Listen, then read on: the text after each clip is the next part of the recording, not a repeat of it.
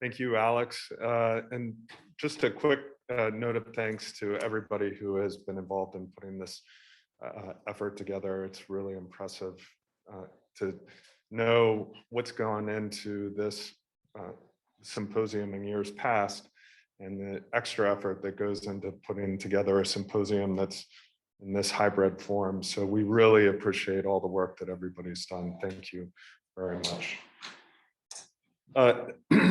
As Alex mentioned, I read an article a few months ago about Stephen Harris, and it's a really amazing article that I'll have to make sure everybody has an opportunity to share. And when you read it, you have to remind yourself that this is only one person's life that you're reading about. Stephen's done some really remarkable things, as you'll hear from me and hopefully a little bit more from Stephen. Stephen's originally from Swansea, which is in Wales in the United Kingdom. He's there again now, helping take care of his parents. He left, well, let me back up. In his mid-teens, Stephen found a real passion for music and took that passion a long, long way in a very short period of time. At 19, he moved to London. At 20, he was put in touch with, I don't want to say he was discovered, I don't think it was quite that dramatic, but in the music scene in London, he came across a band that some of us of a certain age might be familiar with, a band called The Cult. The Cult was a really remarkable band for those of us in our teens and 20s at that time. Stephen then went on to play with a number of other bands, including Guns N' Roses. He spent quite a bit of time with maybe the preeminent music producer, Rick Rubin, and really had a fantastic career. So that's really the yin of Stephen's 20s. The yang of Stephen's 20s is he then decided that music was not really what he wanted to continue to pursue. He went out and he became a prolific and very accomplished rock climber. That led him to New York City, where he was an instructor at a private indoor rock climbing center at the World Trade Center. It's probably the universe telling us something that we are in fact talking about Stephen's story on 9/11/2021. Stephen was really impacted by 9/11/01. He was not at the World Trade Center that day, but that's where the rock climbing venue was where he worked. So Stephen was impacted by that, helped with rescue and cleanup efforts while he was there. And then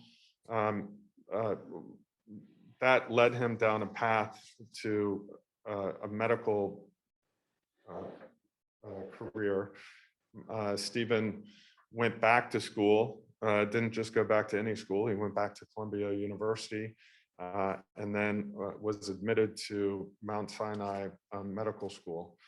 As those of you in the room know who are in the medical profession, you have to go through a physical when you are about to enter med school. He did, and was diagnosed with PSC and Crohn's right before he started med school. Stephen attended a couple of years of med school at Mount Sinai, and he is now not in med school, but it has continued to help folks along the way with his work on ovarian cancer patients. And I want to make sure I get the name of the organization right, the Gynecological Cancer Translation Research Program at Mount Sinai. The last several months. Stephen's been back in Swansea, and that is where he joins us from today. So hopefully. So here we go. Stephen Harris, everyone. So my only question is, and I guess I can see whoever's sitting there behind, I can see Annika. Annika, I have no idea whether anyone can hear me, because obviously I'm just sitting in a room talking to myself, which wouldn't be the first time. Sounds perfect to us. You're good to go. Okay, fantastic. Thank you, John, and thank you, Alex, for that introduction. Alex, I had to laugh. You kept saying, don't be shy with the share. What did you say? Don't be shy with the I thought you were saying don't be shy with your checkbook anyway. Well, the checkbox. I thought you meant the checkbook. So we're all on the same page. And John, thank you very much. So this is all a bit odd, isn't it? Wow. Why am I here? What am I doing here? Well, I never do this kind of thing ever, quite frankly. That interview I did with Medscape was the first time I talked to the press or any kind of publicity in 20 years. And I did it because John reached out to me, and it sounds like you have an amazing program there. And also, I'm talking to Alex. It turned out that he is most certainly the kind of doctor you want to be when you grow up. So it's an honor to have any, involvement with what you guys are doing. As far as this presentation is concerned, in med school, the professors would plow through 60 slides in 60 minutes at least. And to me, every slide looked like this. So I'm going to try not to do that to you today. We got a lot of slides, but certainly not too complicated in that way. We'll have to see. It could go two ways. I could go too early, too quickly, and we could end up with a longer break. Or I could run out of time, but it's okay because all the crazy stuff happens in the early years. Okie doke, sorry here. All right, so I have no disclosures, anything to do with this. So why am I really here? I'm here because I have PSC and I have Crohn's disease. And we'll talk a little bit more about what happened as far as me being diagnosed a little later on in the story. I talked to both Alex and John about this presentation, and I am not a scientist and I'm not a physician. And it seemed like everyone else in the room is going to be a lot smarter than I am in that capacity. So I'm going to sort of stay away from that. This is really just my experience. And I think if I have anything to share, which we'll get to the point of by the end of the presentation, it's far more connected to my experience in my life than any great specific body of knowledge. So this is where I come from. It's called Swansea. It's on the southwest coast of Wales. And Dylan Thomas is the most famous person, I believe, that ever came from Swansea. And he referred to the place as the graveyard of ambition. So you can take from that what you like, but I was certainly determined not to stay here as a younger person. This is my dad, and he's an incredibly methodical man. He's the one on the right, and he used to adjust the fuses for the bombs in B-52 bombers when he was in the RAF. So you can imagine, I learned a great deal about a methodical way of doing things from my father. He's also a very stubborn man who doesn't like to quit, even when it's in his best interest. And I wonder where I got that from. That's him there with number 91 stuck on the front. And he's still alive, and he is still stubborn, and he's driving me crazy. This is when he got married. It's actually his and my mother's 62nd wedding anniversary, the day after tomorrow. So that's pretty amazing, especially as they've been locked in with COVID for the last year and a half, pretty much. And there I am, 1966. Ready to see what trouble I could cause. This is my sister, Allison. There's a reason why she's in this. There's a reason why I'm talking about all of this stuff. This was when she was a little kid. This is when we got a little older. And, this is in the 70s, definitely some very sketchy fashion choices here. My sister's in the Welsh national costume. I, on the other hand, have corduroys on with a pocket on the thigh with a zipper on it. So I'm not quite sure what to say about that. And there are no musicians in my family at all. I only found out a few years ago that my father actually played trombone in the school band when he was a kid, although he confessed that he couldn't hold a note, and he only did it so he didn't have to go out at lunch times because it was freezing cold. And he actually grew up during the Second World War. And the railway line at the bottom of his garden was the freight line moving freight, the main freight line moving freight in and out of London. So he would tell me stories when I was growing up that they would do their homework by candlelight in the bunkers and when the bombs were dropping. And he said there were definitely times when there was a close call and the candles would blow out from the percussion waves. So again, something connected to a little later. So moving on, trying to figure out how this works. Excuse me, guys. Okay, so here I am. Early 80s, I became interested in the 70s, I became interested in music for the first time. And as you can see, my fashion sense didn't get a great deal better. Bad haircut, sleeves cut off your shirt. It must have been the 80s. I must have been listening to Kajagoogoo or something like that. And here is, I hated school. I left school very young. And at that time, that wasn't really frowned upon because there was a steelworks up the street where my father worked. And as long as you went and got a job in the steelworks, nobody minded. I wasn't really up for that option. Here I am again. This is the first band I was ever in, called the Autoimmune, and still friends with all those guys. And we made a pretty horrible racket.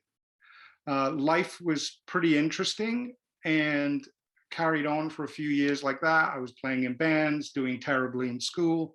And then a major event happened, which is definitely connected to what I titled this talk, which is about learning to live with uncertainty, which was my mother and my sister, who was 10 at the time, were involved in a near fatal car accident in November 1981. This is a photograph of the car after they were hit head on.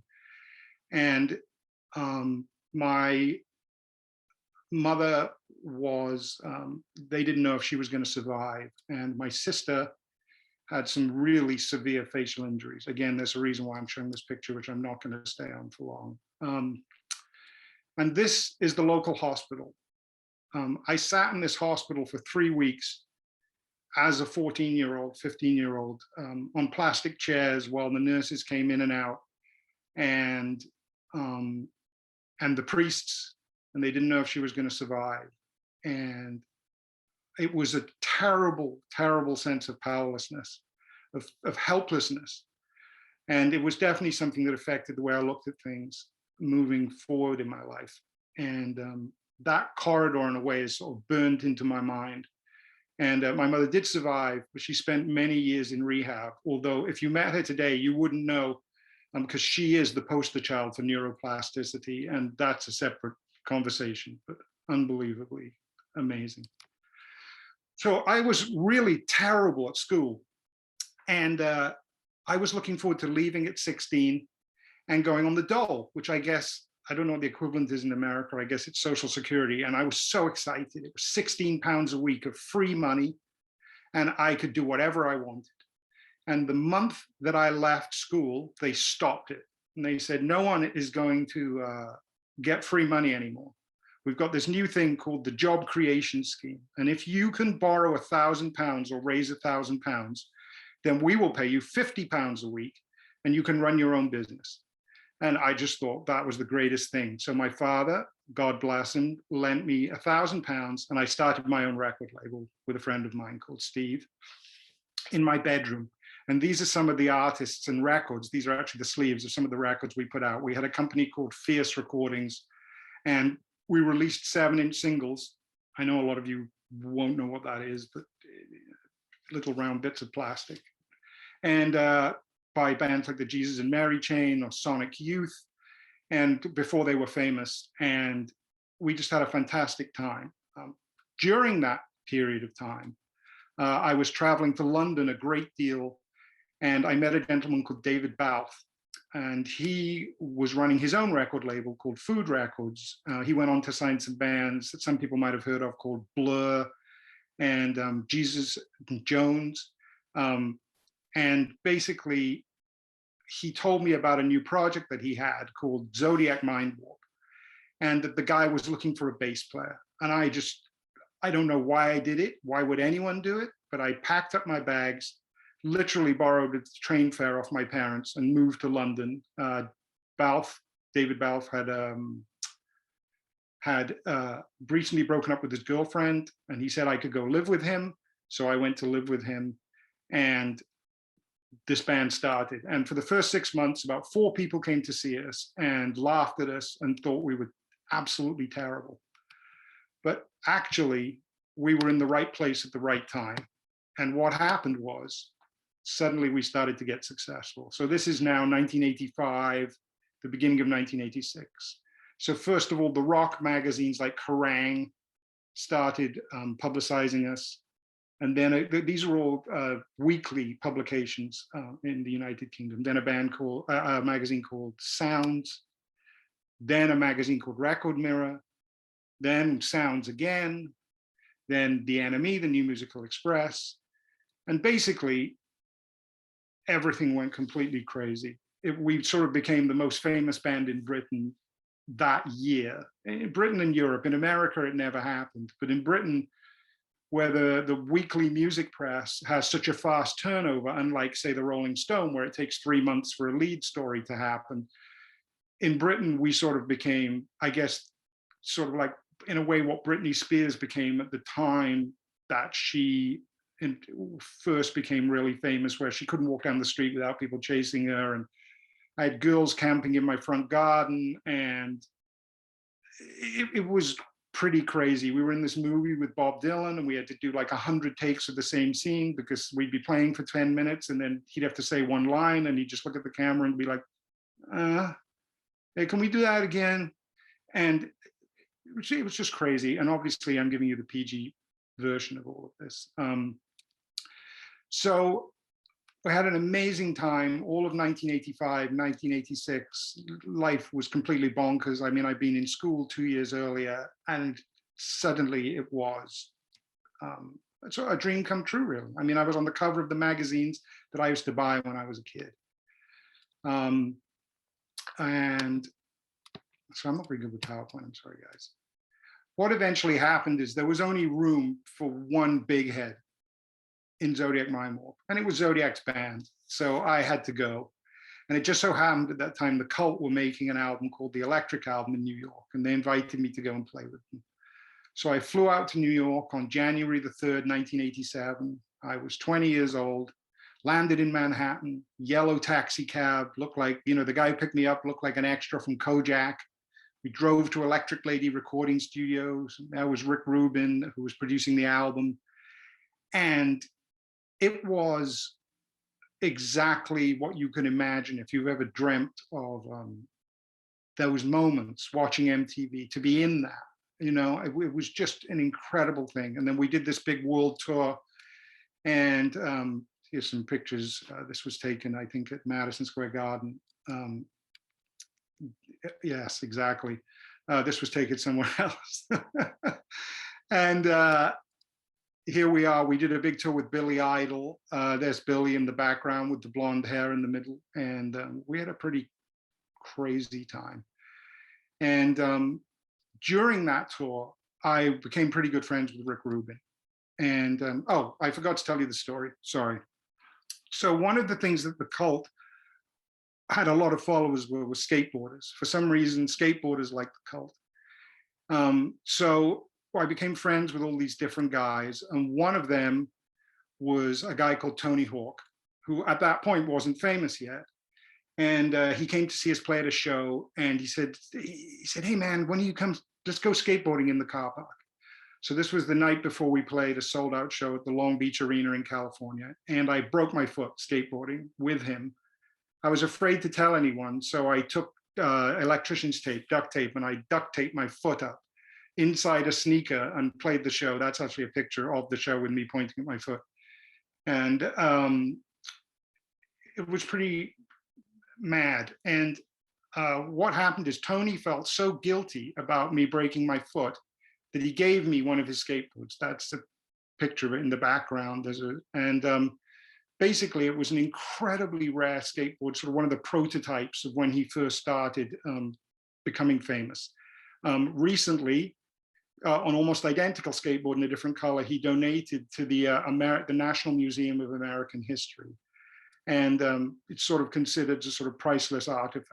Well, the other one, which I had, when I went home one day, I saw my niece and I gave it to my niece. And a few years later, I went back and said, you know, I think Tony's getting pretty famous. Can I have my skateboard back? And it turned out that my sister had used it to move a washing machine down the garden, had snapped it in half and thrown it away. And so that's, you think I'd have learned a lesson from that. But shortly thereafter, Axl Rose gave me one of the jackets he wore during the early days of Guns N' Roses. I also gave that to my niece. And years later, when I needed the money, I tried to get it back from her, but apparently she had painted the Spice Girls logo over it. So what can you say? Shortly thereafter, I left the cult, and Rick Rubin, there he is, was a big fan of what I was trying to do. So he offered for me to put a band together, which became the Four Horsemen. And I moved to Los Angeles to do that. And then became very much involved in the Los Angeles music culture.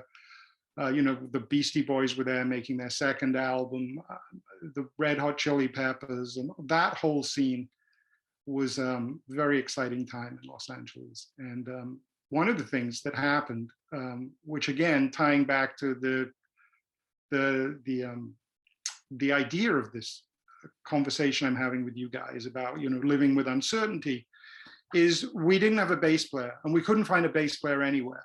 And it was driving us crazy. And Dave, who's the guy on the far right there, he had a friend who was playing in a band called Scream, and they were touring around.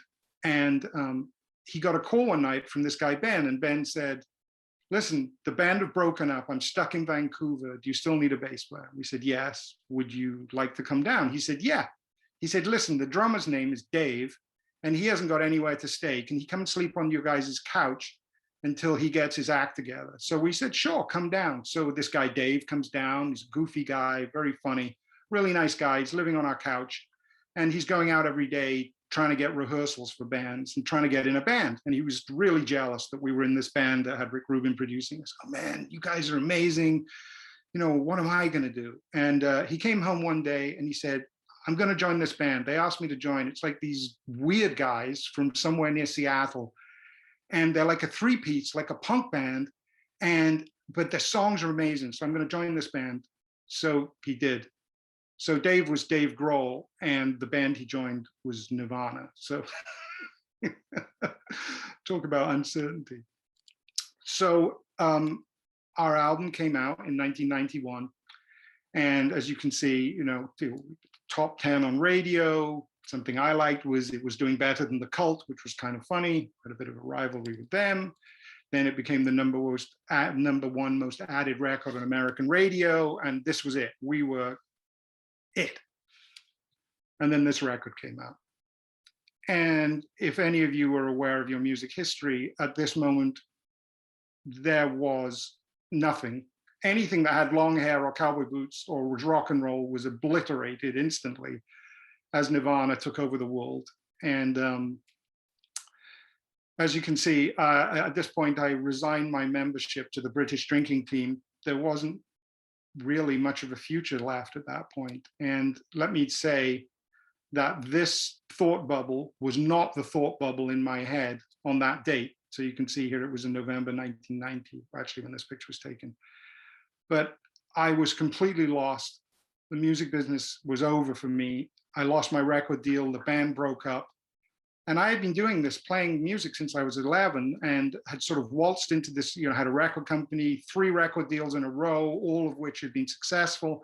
I'd stood in with Guns N' Roses and a number of other people during this time. And I really thought that I had it made. And suddenly I had literally nothing. So I moved back to New York, and I had always been interested in rock climbing and loved rock climbing. I grew up in Wales, and where there are a lot of mountains. And I got myself a job working on Wall Street, which is a pretty strange idea, right? I was first working at this place called Chelsea Piers. There's a lot of, everyone's hanging out, climbing bums. And then one day we got a message that Goldman Sachs were opening their own climbing gym. But the only people who could go and apply for jobs were people who could pass the drug test.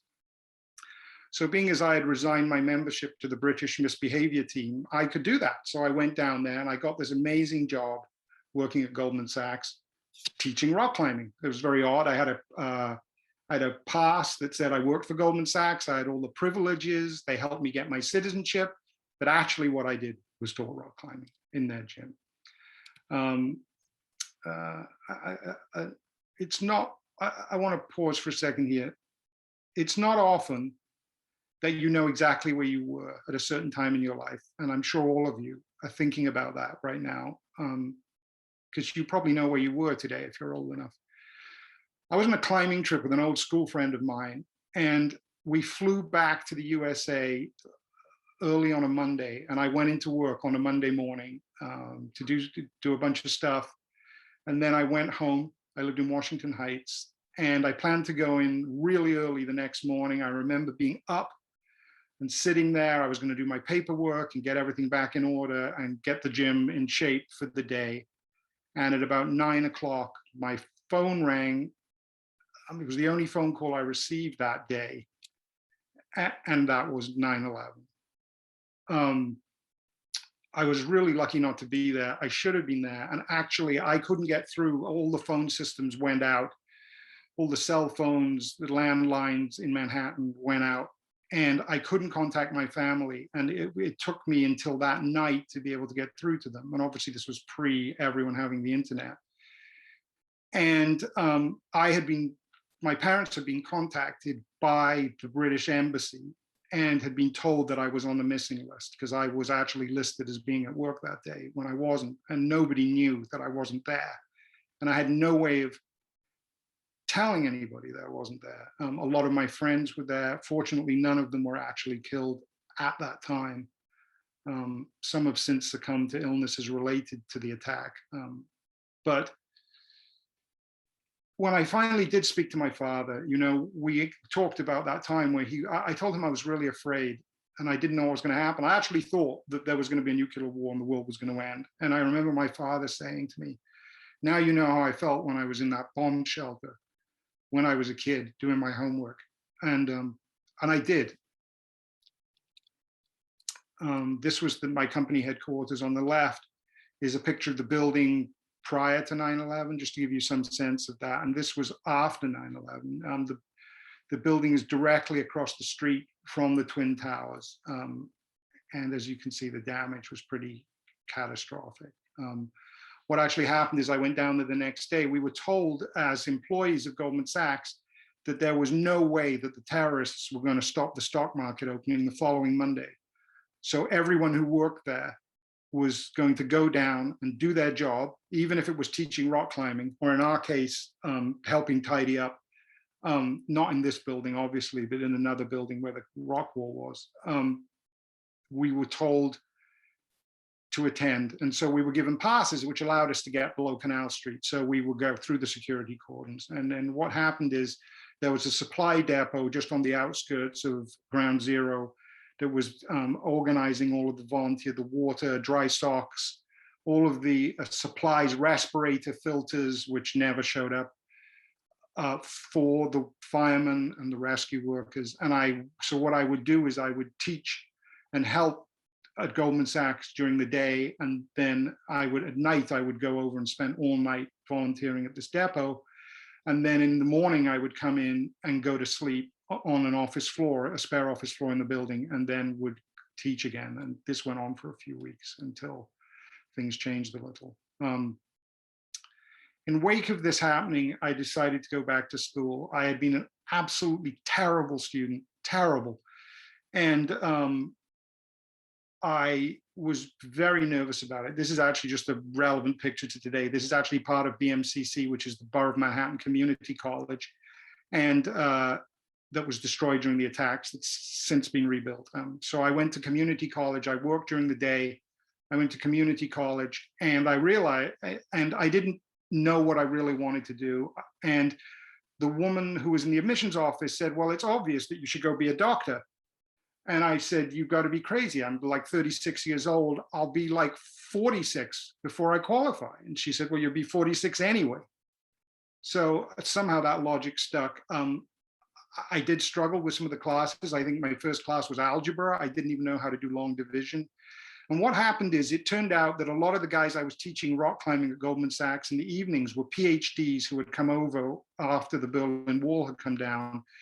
And I swapped them science lessons for rock climbing lessons. So I would take them out rock climbing, and then they would help me with my homework and stuff. And I learned physics and biology and all those things that way. And I'm still friends with some of those guys today. On my way home, I would see Columbia University. I lived in Washington Heights, and I always used to wonder what would it be like to go to a place like that, but never really thought I could. And I will always be eternally grateful to this guy. His name is Matthew Rothstein, and he was one of the admissions officers at the time. I went to an open evening, and I walked out halfway through because I just did not think that I could do it, and was very intimidated by the atmosphere. And he followed me out into the courtyard at Columbia, and he told me quite sternly that maybe I wasn't the most qualified person to decide whether I was allowed to go to Columbia or not. So I went back in, I took the admissions test, and I got in. And I ended up doing pre-med and studying cultural anthropology there. This was about the time the road to Mount Sinai began, which was while I was studying at Columbia. I got a lesion on my lip, and it wasn't going anywhere. So the medical officer at Goldman Sachs sent me to see a friend at Mount Sinai, and his name was Jess Ting, who's a plastic surgeon. And I told him about my sister, and she had developed this terrible tic where she couldn't ever speak without covering her mouth because it had been so scarred in the accident.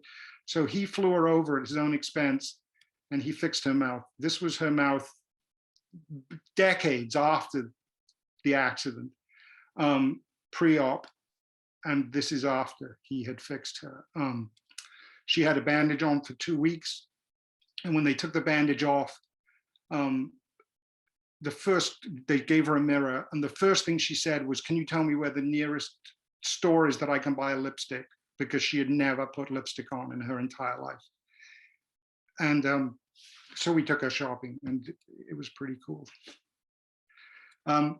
Jess Ting, the surgeon, hooked me up with somebody. He told me about a program at Mount Sinai called the Humanities in Medicine program. And I didn't really consider that I could get in, but the program director asked me if I wanted to come in just to chat about the process to help me when I was ready to apply for medical school. I was still at Columbia. So I showed up with this big, I didn't realize at the time, this great big baked bean stain down the front of my shirt. And she proceeded to do what I thought was a mock interview with me. During the interview, she asked me why I thought that I should go to Mount Sinai. What made Mount Sinai so special in the Humanities in Medicine program? And I said, well, it's obvious. I mean, all the other med schools are like Joan Baez, and Mount Sinai is like Joni Mitchell, which she seemed to understand somehow, because she told me I could apply, and I actually got in. So your guess is as good as mine, kids. In return for helping my sister, one of the people at Mount Sinai connected me to a donor whose son was a musician, and he wanted to meet Slash. That was his big thing. And it just so happened that Slash's new band were in town. So I took their son, Henry, along for a meeting with Slash. Slash was super cool. Turned out the kid actually played drums, unlike in this picture. And they let him sit on stage with them when they were sound checking. And it was just really, really cool thing. And again, relevant later on. In January of 2008, I managed to talk my way into going on a mission to Liberia with Mount Sinai. And that's actually the president of Liberia there, Ellen Johnson Sirleaf. It was on this mission that I met the two people who became my mentors at Mount Sinai when I was there, Dr. Anne-Marie Bedeau and Dr. Peter Bettino, who are gynecological oncological surgeons at Mount Sinai. And while we were there on that trip, Dr. Beddeo opened the first chemotherapy suite in the country. I think at that point they had 37 physicians and there was 4 million people in the country. It wasn't that long after the Civil War had ended. And this continued for over a decade. Dr. Beddeo and Dr. Bettino would go back many times and played a great influence in helping women's healthcare in the country. And I believe Dr. Beddeo still continues to do so. And what ended up happening actually is I made a documentary about this. And you can see that's a sign from above the hospital clinic, because hopefully they don't have those in Cincinnati. And the movie we made was called Lay Your Trouble Down. I started Mount Sinai in 2012. And as John mentioned earlier, I was diagnosed with PSC literally the week that I started. And the only information I had, it was on a Friday. I got diagnosed at 4:30 on a Friday and I started school on a Tuesday. And I sat looking at Wikipedia, very bad idea, for 3 days and was not happy. I was fortunate enough, I flew out to the Mayo Clinic to see Dr. Keith Linder, who was still there at that time. He jokingly pointed out, because I had Crohn's also, he pointed out that being at Mount Sinai was probably the best square mile in the world if you're going to have Crohn's, given its history. And then when I returned, 2 physicians at Mount Sinai, Dr. Scott Friedman and Dr. Steve Itzkovitz, personally took over my care and were just incredible through the time that I spent there. I actually ended up with this guy, a guy called Dr. Chang, Peter Chang, who was my physician for many years, even after I left Mount Sinai, and continued to see me virtually pro bono for many years. Incredible. I was still in med school on and off, but the PSC was not causing me any problems per se, but the Crohn's was intractable. It took me 4 academic years to complete 2 years of med school until they got me on Remicade. It was just an absolute disaster. They were considering a colectomy. Basically, what ended up happening is they shortened the dosing time from 8 weeks to 7 weeks. So that still didn't work. And then they doubled the dose. So, and since then I've been on double dose, 10 milligrams per kilogram of Remicade every 7 weeks. And that has definitely held me in very good stead. While I was there, while I was back in England on one of those breaks from med school, Wales, my mother had a medical emergency and she had to undergo a hysterectomy. During that hysterectomy, which seemed to go well when it happened, we got one of those phone calls that nobody wants in the middle of the night that we needed to get down to the intensive care unit. And what had happened is she had had a post-operative bleed and they didn't know what to do. That corridor where I had sat 30 years previously was the same corridor that I was now sitting.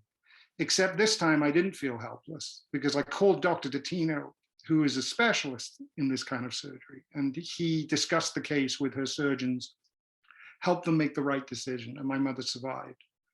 So it was, I don't really know what else to say about that, except, it's very blessed. I went back to Sinai. I'm sorry, I'm just trying to power through this, guys. I didn't realize it was going to take this long. So I'm just trying to get to the bullet points, really. I went back to Sinai, where I started a PSC support group with a friend of mine who's a senior VP there, Eileen Solomon. Dr. Linda came and spoke for us. We built a small community, had a website, and it was just very, very pleasing. I finished, it took me 4 years to do 2 years of med school with all my medical leaves. And right when my Crohn's was coming under control, I started to get kidney stones. So instead of reading Rolling Stone, I was reading Managing Renal Colic in the British Medical Journal. I became very, very ill with that. And basically I chose to leave Mount Sinai in good standing because there was no way I was going to be able to go through my clerkships. I was literally in and out of the hospital every week, month, with all the things that go with that. Which brings me to how uncertainty, turns things around sometimes. Remember the kid who I took to see Meet Slash? Well, his parents heard that I was stranded back at my parents' house. I had no money. I'd lost my health insurance. I had nowhere to live. I was out of medical school. I was $100,000 in debt and I had nothing. I was on so much tramadol that I couldn't actually lie on the bed without throwing up. So I slept on my childhood bedroom floor for 4 months. And one day I got a phone call from the parents of that kid who were donors at Mount Sinai. They flew me back to the United States. They moved me into their house and they made sure that I got treated at Sinai with full VIP treatment. And slowly I started to get better. And funnily enough, that kid was actually really talented, that son, and he formed a band. And so I took some time away from anything to do with medicine and I helped his band out. And they actually were called Clayton Ellis. They ended up recording an album, doing European and American tours, and playing with some fantastic people. That guy right there is David Sanchez, who's the keyboard player for the E Street Band on Born to Run and the early records. And those guys, and he played on their record, and it was just very satisfying. Also, Dr. Bideau and Dr. Dottino got back in touch with me with an idea they had for a video database for ovarian cancer survivors. So with funding from the charitable organization that they started, which is called thewomen.org, I helped them build a website called ovariancancerstories.org. And that has really worked out really well. And it's been great because I had to come back to Britain to take care of my parents so I can do that online. Here's some of the women who we interviewed. I called in some friends of mine, a photographer called Alicia Exum, who worked with like, the Rolling Stones and Slayer and all these bands. And she came and took photos of the women one day for this Medscape story. And those women just kicked ass, just incredible. Every one of these women is like a 20-year plus ovarian cancer survivor, just absolutely amazing people. It was a real honor to work with them. And that's a project that is actually ongoing as we speak. Another funny thing is, remember my Tony Hawk story? Well, he's currently developing a musical about skateboarding, and one of his business partners has come on board and they want to develop a television show about my life. So the guy they want to star in it is this guy here. His name's Charlie Creed Miles. He was in Peaky Blinders. And here he is being me in a television show, which is really weird, I have to tell you. And rounding up, so eventually I came back to Britain to help take care of my parents. I just finished the first year of a preliminary degree. I took a preliminary certification to do a master's degree in psychotherapy, and the whole thing was on Zoom. So I'm actually starting the master's degree next week. And my therapist of over 10 years said, you've got to be a little crazy to want to sit in a room listening to people's problems all day. And I said, listen, crazy I can do.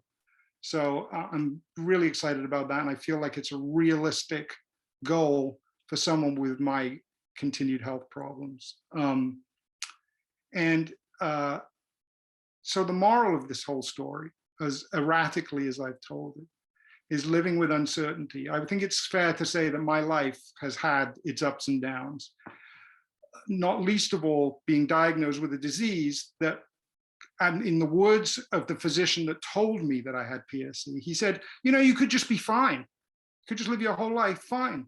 And I was like, oh, great. And he said, and then he gave me the other alternatives. And he's like, anything could happen.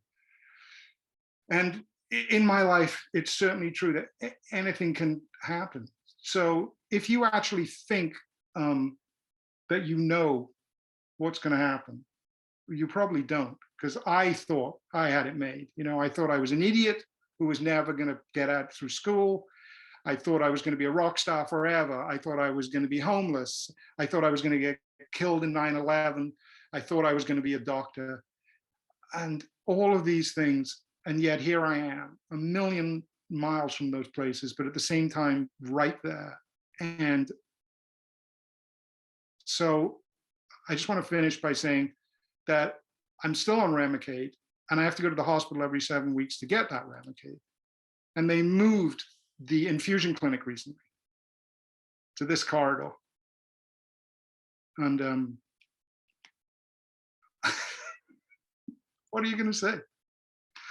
All right, I guess that's me done.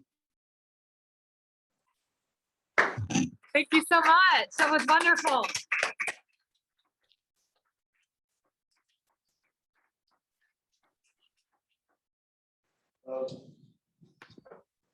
Marika, do we have, John, do we want to thank Stephen here for, and do we have some questions we can you collected? We're good in the chat, but if there's any questions in general about the symposium today, No, Or asking just the for Mr. question for Stephen, Stephen. hi, thanks very much for that great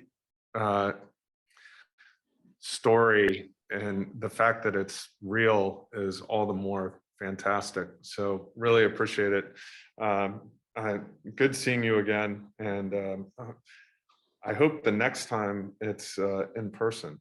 It would be great to get you over here when the world reopens and have you meet in person all the other wonderful people that are involved. And it's great to have you around. So thank you very much. I think we've got some questions here in the room. So.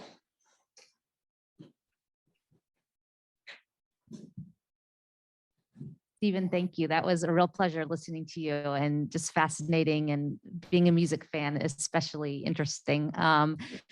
My question for you is, there are people I know in this room and people that are watching virtually, that young people, and I'm wondering if you have any sort of advice for people that are in their 20s or younger, who have been recently diagnosed with an illness, as you so pointedly pointed out, is really unpredictable. Just kind of wondering if you had any words of advice. Obviously, I can only speak from my own perspective, and my own perspective has been guided, to be scientific, right, by both nature and nurture, by both genetics and my family growing up, my environment.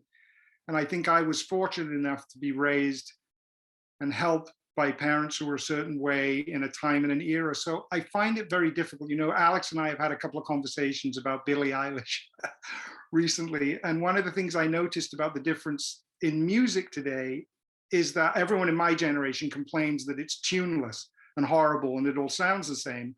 But what I had noticed is that everything that is meaningful in music today is because it has a message.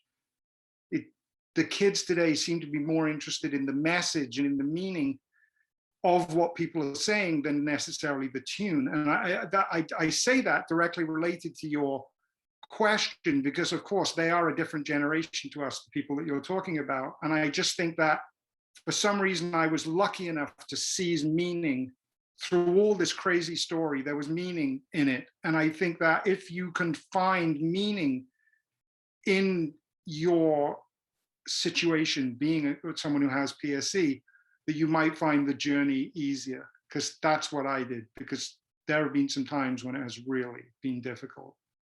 I'm not sure if that was sort of helpful. But. We have a question from the chat, Stephen. Somebody noticed that you mentioned Dr. Lindner. He's somebody that some people in this crowd are familiar with. And you also mentioned that you were currently on Remicade. Were you ever on vancomycin? I was not. The only drug that I have been on consistently is Remicade. I was very privileged to talk to Scott Friedman a great deal when I was at Mount Sinai as a student.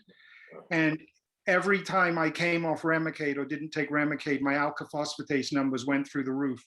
So I started talking to him about, is the anti-inflammatory aspect of Remicade helping to reduce the inflammation that ultimately leads to the scarring and the problems of PSC? And he told me that they couldn't use my data because it might be, all the other drugs that I might be taking would influence that. So I stopped taking every other drug and have never taken another drug since, just to be awkward, just so I can argue that PSC brings my numbers down. Remicade brings my alkaphosphatase numbers down. Great, great. Dr. Mithke. Stephen, thank you very, very much. It was a wonderful talk. I very much enjoyed it. And yeah, you had a message for all of us, the patients, the families, and us physicians.